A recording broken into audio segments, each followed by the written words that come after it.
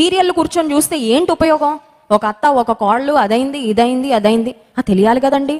కొంతమంది ఇది ఒక సాకండి, ఏంటంట అసలు ప్రపంచం ఎలా ఉందో తెలియాలి కదండి.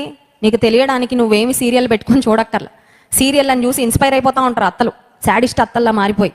సీరియల్ని చూసి ఇన్స్పైర్ అయిపోతూ ఉంటారు కొంతమంది కోడళ్ళు, శాడిస్ట్ కోడళ్ళలాగా మారిపోయి. నేను 2 చెప్తానండి, ఎందుకంటే మీరు ఇంకా అత్తగారు అవ్వలేదు కదా అనుకుంటున్నారు కదా, 2 చెప్తాను. సీరియల్ని చూసి ఏమి ఇన్స్పైర్ అవుతున్నారండి? చాలామంది లోకానుసారంగా ప్రవర్తించడానికి ఇన్స్పైర్ అవుతున్నారు.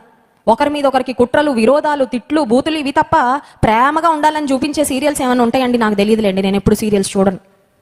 మా ఇంట్లో టీవీ కూడా లేదు చిన్నప్పటి నుండి, ఒక సీరియల్ కూడా చూడలేదు దేవుని మహాకృపను బట్టి. కానీ సీరియళ్లలో అత్తని ఎలా గౌరవించాలా, కోడల్ని ఎలా ప్రేమించాలా, భర్తకి ఎలా విధేయత చూపించాలి, ఇవేమైనా చూపిస్తారండి? I don't think so. అలాంటివి చూపించరు. అలాంటివి చూపిస్తే ఎవరు చూడరు కూడా, అవునా కదా? చిచ్చి, అవేం బాగున్నాయి.